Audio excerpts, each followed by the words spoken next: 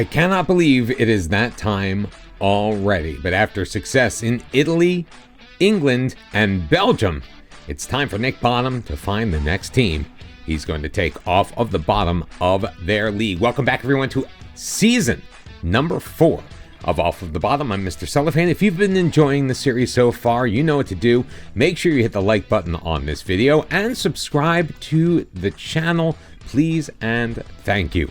There are a few jobs already out there as we get ready to start our search. It is the 1st of December 2041, and some opportunities.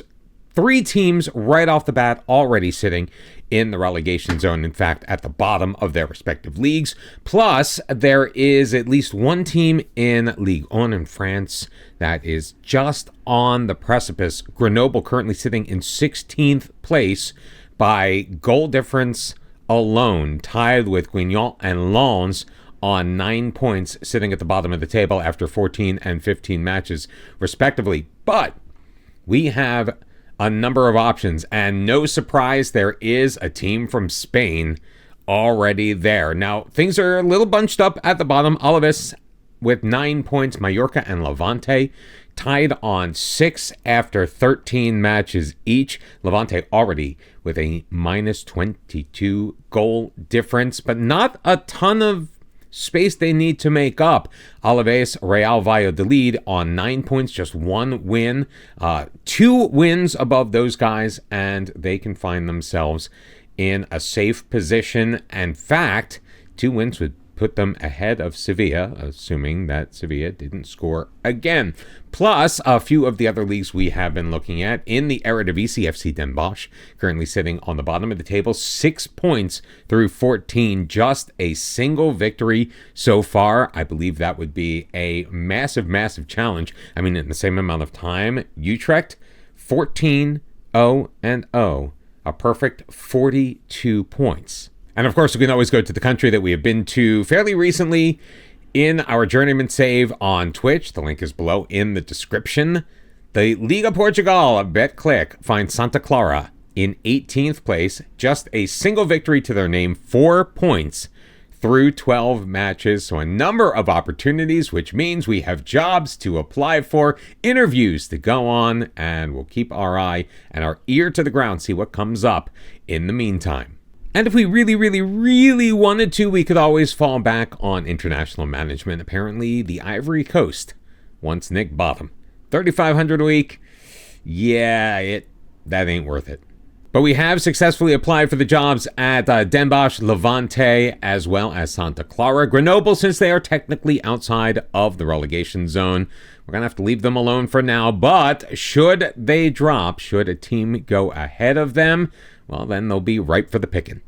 And this is probably a good time as any to remind you of a rule that we have set down for ourselves. If we do apply for a job with a team that is in the relegation zone at the time we apply, however, moves themselves out of the relegation zone before we are given the job, they are no longer available. But on the other hand, sometimes a team that is below you on the table just happens to win a match. Grenoble now currently at the bottom of Ligue 1, so we can throw our hat in the ring. It looks like we're having a similar experience to 2 seasons ago. Just 48 hours into our job search, we have not 1, but 2 job interviews. FC Den Bosch, Levante have both come back. Let's go to the interview. It's great to be here. Now, again, if you haven't been through this with me before, I answer the questions the same for each and every interview, each and every season. That way we are consistent as possible. So when they ask us why we've managed a number of clubs is a good thing, well, our experience gives us a wide range of experience to draw from. They have considerable reservations about the fact that you show a tendency to spend only a short amount of time at the club. Now, this is brand new for us. And that is because, obviously, for the last 3 seasons, we have only been spending about 6 months in a job rescuing a team from relegation. And in that case, I don't know the best way to answer this question, because it's not about the best of luck. It's not about a few bad moments. I've never been nervous to move around if I felt it would benefit my career. Honestly, that's a little full of yourself. I freely admit it doesn't look good on paper, but I hope you can overlook that and judge me on the whole package. And I think there are more important things to judge me on than how long I've worked at some of my other jobs. I think we're going to give that answer, which means any job interview we go where we get that same question, because as you know, if you played Football Manager for more than 20 minutes, all of the job interviews tend to follow pretty much the same path, not a lot of variety. For example, you're up for a few jobs right now. Are you hedging your bets? We have heard this question about 172 times, so we're going to be saying that we are exploring our options. We feel that it's rather the exception rather than the rule about being embroiled in media controversies. Are we willing to assure them that we'll do a better job of maintaining a good dressing room? We won't have any problems cultivating a good atmosphere. We try to forge a strong bond with supporters wherever we go. Motivating people is one of our strengths. Now, when it comes down to, are you going to work with our director of football? We don't know anything about the guy, and we do not want to make any promises that we do not have to make. If we need to make a promise to get a job, then we don't want that job. So we're not going to commit to working with him until we've had a chance to explore the matter a bit further. As far as their board culture, this is all well and good. All we are looking to do is to keep the team away from relegation, which is what they would like to do by the end of this season. So we're going to agree that that is a good thing to do. We're not going to ask to exceed expectations. We will agree with whatever budget they give us. And nope, there's nothing else we can think of before the interview is over. That should do it for the moment. Thank you for attending. You'll be notified of our decision in due course. So at this point, I need to give you a little disclaimer on what you're going to see next. There are a ton of countries that we have decided we are going to need to manage throughout this series. We basically want to hit each and every one of them. But one of the reasons why I personally wanted to do a series like this based on our Journeyman bottom to the top that we do at the beginning of every Football Manager cycle is I wanted to manage in cool and interesting places that perhaps I had never been before. It's why we picked KV Cartwright last year, and it's why I've made this decision this year. We chose to go with the first date that asked us out, and Nick Bottom is taking over at FC Den Bosch in the Eredivisie. Never been to the Eredivisie before. It's a brand new experience for me. Maybe it will be for you. Eyebrows have been raised in the world of football at the appointment of the now 50-year-old Nick Bottom. God, my avatar has caught up to me in real life. Bottom, of course, most famously lifted the UEFA Champions League with PSG in 2038, should be considered quite a coup for the club of FC Den Bosch's standing, and supporters are excited at the potential of similar successes under their new manager. Spoiler alert, we're not going to be here long enough. We replaced previous manager Kamzo Mara. So first off, I love a team in blue, and I love myself a challenge. Den Bosch has lost 8 consecutive league matches heading into our appointment. And as you can see in that big red swap right there, a transfer budget of minus 1.477 million euros. For the second consecutive year, we are entering a situation with a negative transfer budget model. And honestly, it's okay. We were able to wipe that out pretty quickly. The team does have a wage bill of 185,000 euros, of which there's, I believe, like 18,000 left. We're going to need to check out our director of football and see how our assistant manager is, Jan de Hoon. So we're going to step aside. We're going to take a look at our staffing situation, get that all sorted out, and then we'll take a spin around the team and figure out what kind of football FC Den Bosch is going to play for the remainder of the year. But before we do any of that, I need to bring your attention to something that I was not familiar could happen.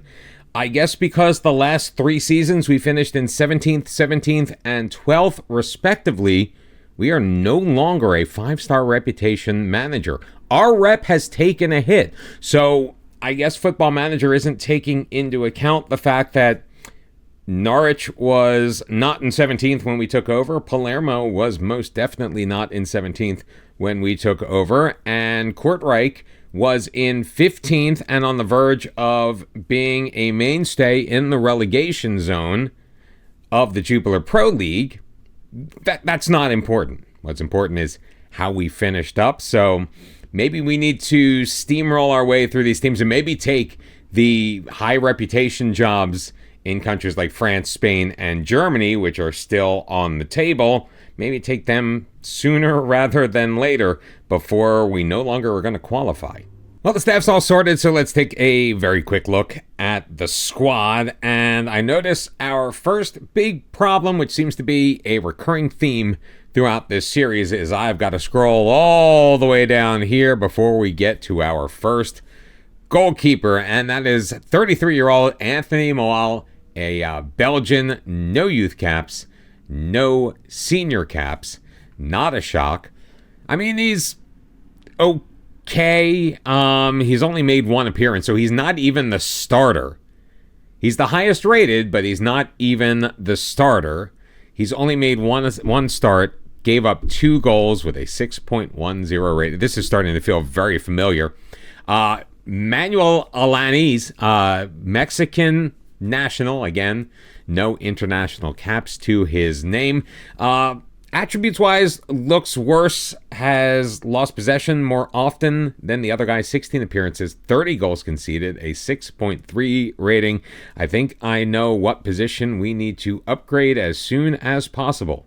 Yeah, because I took a quick spin around all the other goalkeepers, and yeah, they're even worse.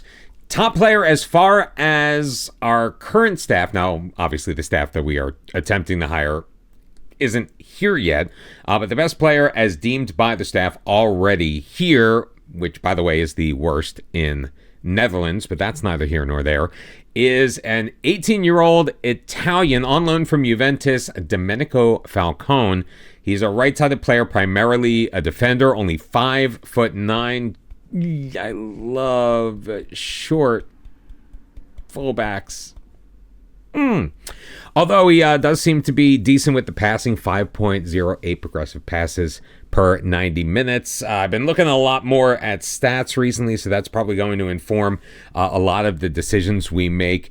Generally speaking, though, he's got some pace, although the acceleration isn't great. Not really much of an offensive mind looking at his off the ball, but his passing is pretty good, although his vision is a bit lacking.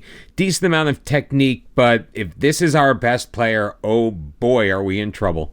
Yeah, there's a lot more red in the attributes on this team than I generally would like to see in a top-flight situation. 24-year-old Haitian international Jean-Marie Carré, right winger, great dribbler. I love the aggression, which means he really goes out and tries his best. 14 appearances so far for the club, 0 goals, 0 assists, a nice driven personality, not really all that strong, albeit quite tall for a right wing.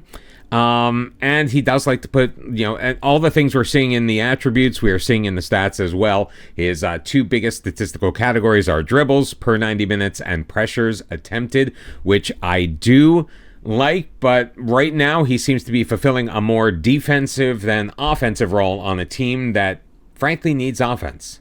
On the back line is a 6'1" Netherlands national. He did cap at the U19 level. It's Nathan Varmelts. He is just kind of average all around. He is a natural leader, which is good. It's something we do need to have on the pitch. Marking, positioning are okay. Tackling okay. He's got okay speed. He's an okay jumper. He's just okay. I'm noticing a theme is that most of our best players are on the defensive side of the ball. We've got a left fullback in 26-year-old Frederick Peterson. He looks to be a decent crosser. He's, again, got okay speed, a little more diminutive than we like to see on guys who are going to be defending our back posts. 7 jumping reach ain't great. Good with the progressive passes. Good at winning possession, which is something that we do like to see on that outside. It looks like this team has tried to press, and we probably will need to continue that. Do everything we can to try to win the ball back, because I don't think that this team is really the sit back and hope the opponent's going to make a mistake that we can take advantage of kind of team. Finally, an attacker, 26-year-old 6-foot striker from Serbia, Dragan Milovanovic. And on paper, he looks okay. He takes a ton of shots. He scored a decent number of goals per 90 minutes, which means I'm guessing he's not really playing full matches because he's only got 4 goals on the season and he's underperforming his XG, which I guess really shouldn't surprise me. Probably not very good in the air, even though he's 6 foot. He really cannot get off of the ground. God, oh boy. I don't know what we've gotten ourselves into, my friends. Vanja Jedrić is another option on the right-hand side. Got a little more pace to him, 5'10". I kind of like that. He has not yet made an appearance for the club. 23 years old. He doesn't appear to be training very well. I'm starting to get defensive, can you tell? He has made 22 appearances for Den Bosch over the last couple of years. Why he's not playing, I'm not sure. We're going to have to investigate that. Because honestly, at $3,400 a week, he seems to be good value for the money based on what we can see on paper, even though we haven't really had the opportunity to see him do, well, frankly, anything. Another winger, potential player up the middle, only 5'7". Why are they so short? And he's a Grecian too. Why are we getting short Greeks? Tremendous acceleration though, great amount of flair, decent technique. He can't really pass, but at least he's a consistent player. High XA with 0.33 expected assists per 90 minutes, which ain't bad considering he's only made 2 starts, 10 appearances off of the bench. He did make a start in the Cup, which I'm going to guess they lost that match too. Nestor Oviedo on the back line, 6 foot. What is with the 6 foot defenders?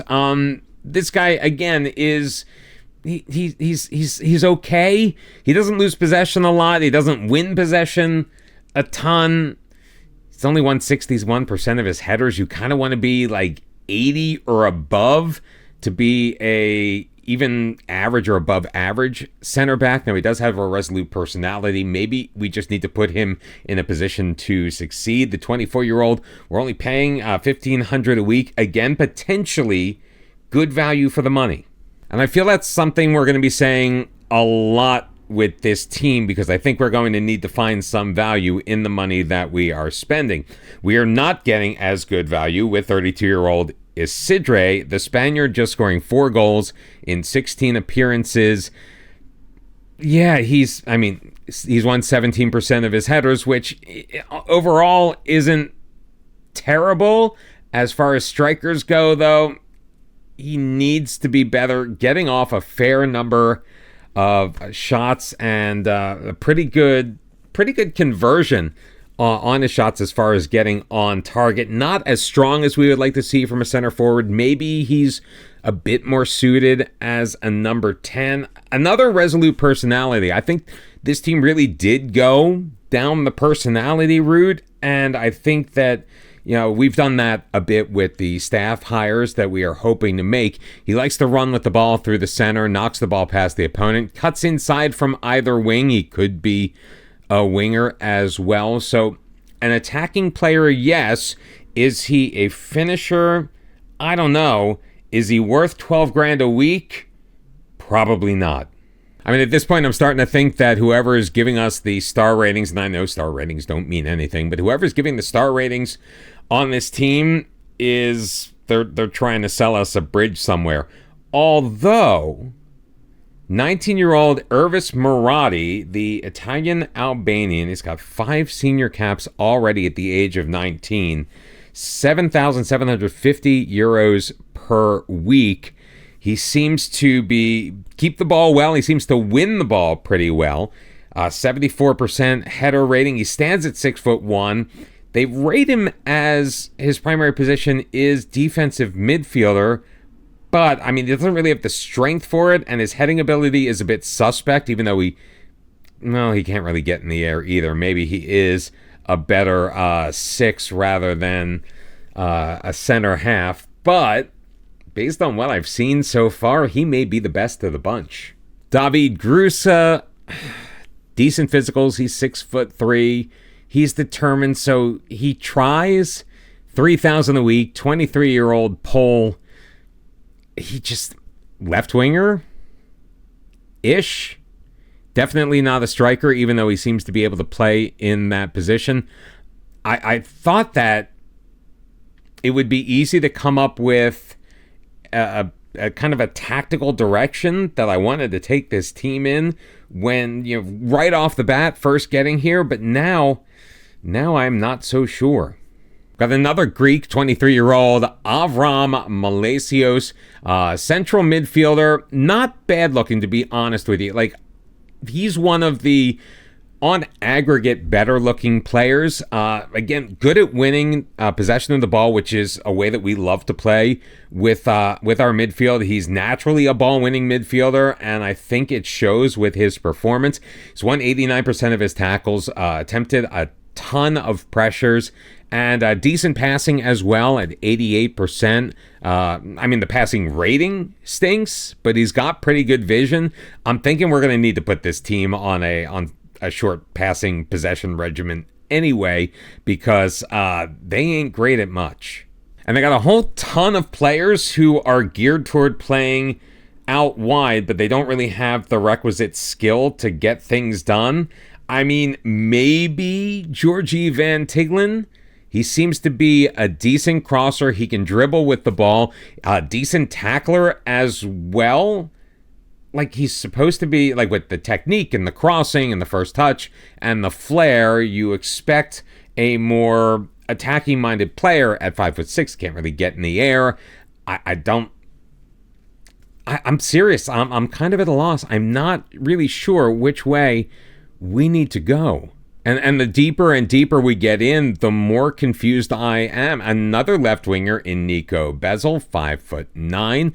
I think the tallest player we've seen so far is maybe 6'1". He's been with Den Bosch for a long time. He scored 24 goals, made 213 appearances. Let me see if I can remember where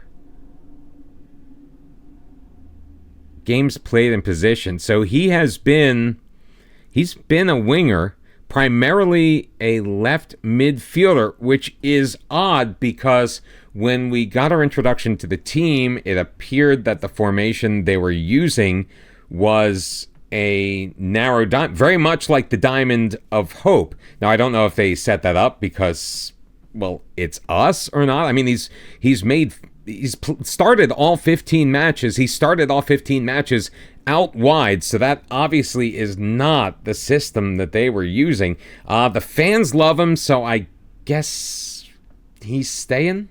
I mean, you have to go further and further down the list to find actual midfielders, and there is some potential, but the current ability, and by the way, love the hair, Janus van Berkel, 21 years old, only making $1,300 a week. Not as quick as I would like, not as aggressive as I would like, which is weird because he's got the trait where he tries killer balls often, but his passing is, well, his vision's really good. His passing is just kind of okay. Likes to lob the keeper, tries tricks. He just doesn't really have that level of skill. He might one day when he grows up and becomes a real boy, but I don't know, man. And well, let's take a look at one more. Gideon van Lieshout, 23 years old, only making 850 euros a week, and I see why. Can play, I guess, anywhere in the middle. I mean, he's being trained right now as a defensive midfielder. As a center back, again, one that can get in the air. He's strong. He's only 6 foot even, but again, he's one of the tallest players. I mean, right now, he's rated as a leading Tweeted Divisi player. He's made 5 appearances off of the bench, although he's played twice as a DM and twice as a center mid. That's 4. I don't even know what's going on with this team. In fact, I'm going to be honest with you. I need a little more time to figure this out. So when we come back for tomorrow's episode, I hopefully will have a tactical direction for this team. And then we'll see if the tactical direction we come up with is actually successful with the players we got. And we also need to see if there's anybody on this team that we could sell to make some money so we can buy players who actually know how to play football. If you like this video, make sure you hit that thumbs up. Subscribe to the channel if you haven't already, or if you are brand new. And come back tomorrow to figure out what the hell we are going to do here at FC Den Bosch. Until then, bye-bye.